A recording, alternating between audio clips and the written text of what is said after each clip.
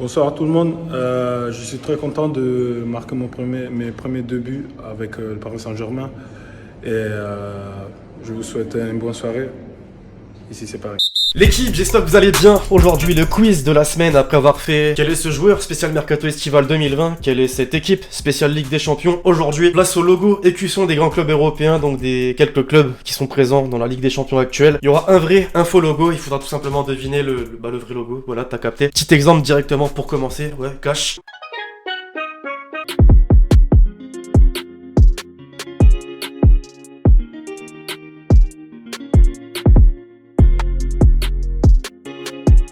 Bon, logiquement, mes Parisiens, et pas que, je pense que vous avez capté la petite erreur. Elle se trouve sur évidemment le logo de gauche, avec l'élément en dessous la tour Eiffel en blanc, qui normalement, effectivement, est doré comme à droite. Voilà, je pense que vous avez compris le concept. Les amis, je compte vraiment sur vous pour soutenir la série, encore une fois, me soutenir aussi en particulier en lâchant le petit pouce bleu, le gros pouce bleu même sur cette vidéo. En ce moment, c'est très compliqué, alors c'est vrai que je suis pas totalement actif sur la chaîne, dans le sens où je respecte pas forcément des horaires de vidéo à chaque fois. Mais voilà, j'ai besoin de votre soutien, alors merci vraiment de ceux qui vont contribuer, pétez-moi ça comme il faut.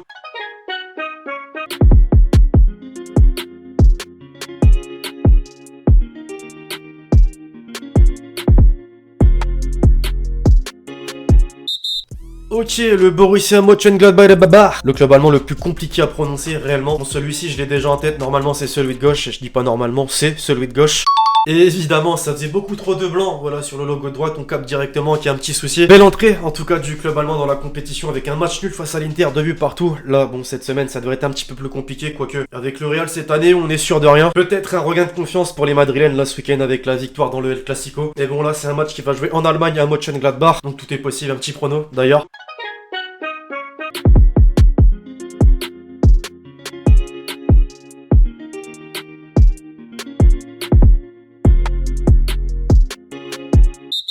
Le FC Séville, ok.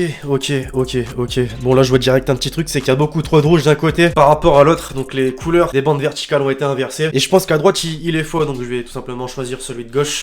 Bien sûr, le prochain adversaire de Rennes. Tiens d'ailleurs, il va falloir rattraper ce résultat assez décevant. On va pas se mentir, au Roazhon Park face à Krasnodar. Il fallait clairement prendre 3 points. Même si c'est en Espagne à Séville, je pense qu'il y a des chances pour Rennes. Pourquoi? Séville en championnat, c'est vraiment très compliqué. Pour preuve, hier, les Andalous ont perdu 1-0 à domicile face à Eibar. Après, ça veut rien dire, état de forme. Ligue des Champions, il y a plein de choses qui entrent en cause.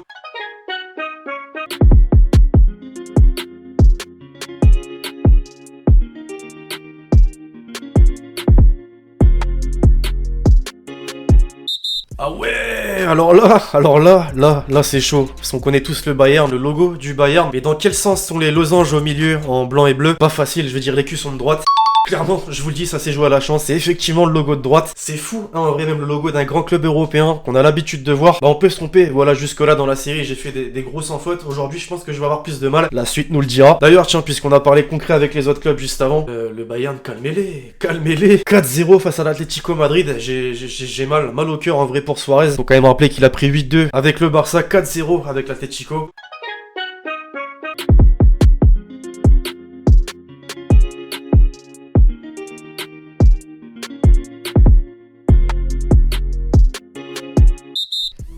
C'est là, normalement, elle est pour tous mes Belges qui suivent la Jupiler Pro League, votre championnat. Bruges, donc, on a marqué la différence. En vrai, là, clairement, on voit où il y a un problème, c'est clairement à droite. Je choisis donc le logo de gauche. Voilà, évidemment, normalement, pas de problème. Alors là, pour le coup, très surpris par Bruges lors du premier tour de la Ligue des Champions. Ils sont quand même allés chercher les 3 points en Russie contre le Zénith. Et ça, franchement, vous l'avez vu, j'avais misé sur une victoire du Zénith. J'avais un peu sous-estimé cette équipe, surtout que la saison dernière, ça avait quand même fait trembler le Real. Et je me souviens aussi de ce joueur, Emmanuel Dennis. Très bon joueur.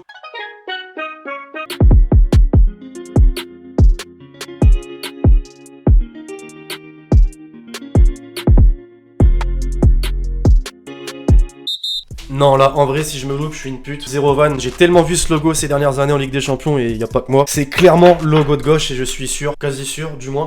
Comme on dit souvent, la première intuition est la bonne, et là, clairement, fallait pas se poser de questions, c'est évidemment le logo de gauche. En vrai, ça peut porter à confusion, l'inversement du bonhomme au centre du logo, ça serait pas illogique en vrai de sélectionner le logo de droite dans le sens où il est tout simplement en alignement avec les écritures du club, donc l'Ajax et Amsterdam. Maintenant l'équipe, rien à voir, petite question, est-ce que c'est normal d'après vous dans un championnat professionnel qu'une équipe inflige à 13-0 à une autre? Plus sérieusement, c'est ce que l'Ajax a infligé au club de Venlo, 11ème d'Eredivisie ce week-end, 13-0 avec un quintuplé d'ailleurs d'un certain Traoré, c'est fou.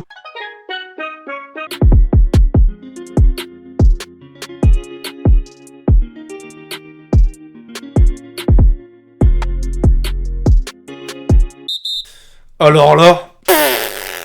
Autant quand il y a un changement de couleur, une forme inversée, ça va. Là, on est carrément sur un changement de date. Et bah, le Shakhtar, pas te mentir, j'ai pas trop suivi. Je vais clairement dire au pif, celui de gauche. Eh ben non, putain, c'était celui de droite, 1936. On met fin à notre série de 100 fautes, malheureusement. Et je pense qu'en vrai, vous c'est pareil, hein. Dites-moi pas dans les commentaires, ouais, je vais pas te mentir, je connaissais le Shakhtar, je savais que c'était 1936. Non, avouez que ça s'est joué à la chance pour à peu près 90% des personnes présentes sur cette vidéo, voire même 95. Bon, en dehors de ça, bonne entrée en lice dans la compétition. Concrètement, une victoire 3-2 en Espagne, donc face au Real. Ça, par contre, j'ai toujours dit se méfier des équipes ukrainiennes.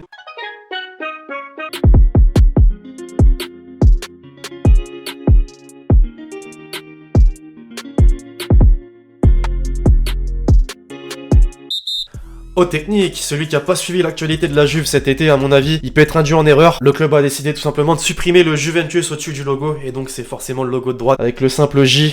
J'ai pas réellement compris pourquoi, hormis le fait de moderniser une fois de plus la marque, le design de l'écusson. Je suis pas spécialement fan, je sais que beaucoup regrettent le logo ovale avec les bandes verticales, noires et blanches, le légendaire, celui-ci. Bref, moi ce qui me chagrine, du moins pour cette semaine là qui arrive, c'est qu'on l'attendait tous, le retour du fameux duel Messi-Ronaldo. Malheureusement, le Portugal a été contrôlé positif une fois de plus, et manquera tout simplement la rencontre face au Barça. Faudra donc attendre peut-être un petit peu. Espérons tout simplement que les deux seront là pour le match retour.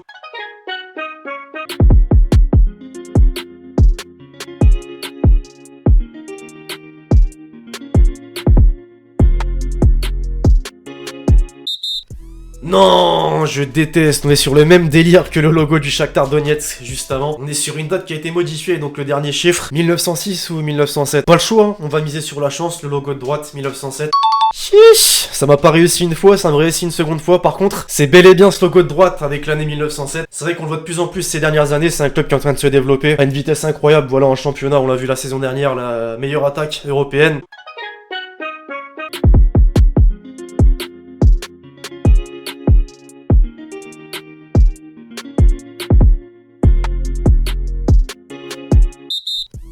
Elle est où la différence?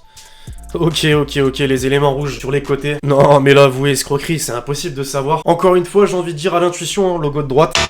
Et non. Putain, c'était donc les ballons en haut et les fleurs en bas. Clairement pas facile. S'il y a des supporters des Blues, tiens, rien à voir, manifestez-vous dans les commentaires, c'est comment en ce moment? C'est la régalade devant les matchs? Non, je demande, puisque les deux derniers, on est quand même sur 2-0-0. Donc contre Séville en Ligue des Champions et contre Manchester United là ce week-end. Ce genre de match qui donne envie de gerber.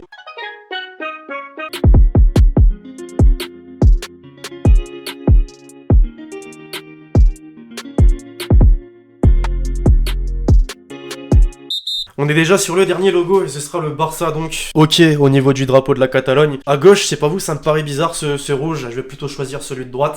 J'ai vu juste, on finit en beauté. Alors pour une fois, vous l'avez vu, j'ai pas fait de 100 fautes. On a fait 2 fautes dans cette vidéo, donc un petit 8 sur 10. Dites-moi dans les commentaires les amis votre score. Bon là, en réalité, on était sur un quiz plus compliqué, en tout cas à mon sens, que les 2 premières. J'espère en tout cas que cette vidéo vous a plu. Je compte sur vous, c'est le cas, pour lâcher le gros pouce bleu, très important. Dites-moi dans les commentaires des idées de quiz que vous aimeriez voir sur la chaîne. Il y a tellement de possibilités que voilà, balancez en commentaire. Puis d'ici là, on se retrouve très vite sur la chaîne pour de nouvelles vidéos. C'était Lexti.